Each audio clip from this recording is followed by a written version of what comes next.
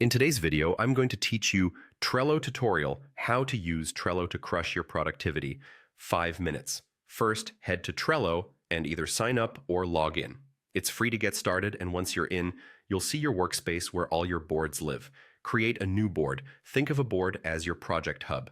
Give it a clear, specific title that matches your project or team, like marketing launch or personal tasks, so everyone understands its purpose at a glance. Next, set up your workflow with lists. Lists are the columns that represent stages. A simple and effective starting point is to do, doing, and done. If you need more nuance, add lists like ideas for future work, on hold for paused tasks, or backlog for items you'll tackle later. Keep your stages meaningful but not overwhelming.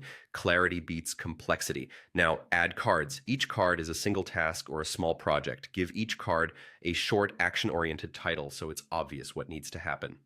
Click into a card to add a helpful description and a checklist for subtasks. Checklists are perfect for breaking work into bite-sized steps. Add due dates to set expectations and keep momentum, and attach files or links so everything you need is right there. No hunting through folders. Use labels to add quick visual context. Color code by priority, project phase, or department. Rename labels with clear names like high priority or design to build a consistent language your team will understand instantly.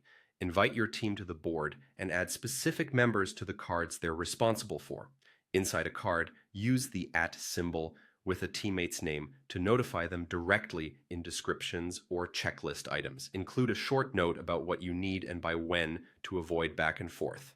As work progresses, drag cards from to-do to doing and into done. This simple movement creates a living status board that everyone can scan in seconds. When a task is finished, move the card to done or archive it to keep the board clean. Archiving removes clutter without deleting history, so you can search it later if needed. Want to add some fun and recognition?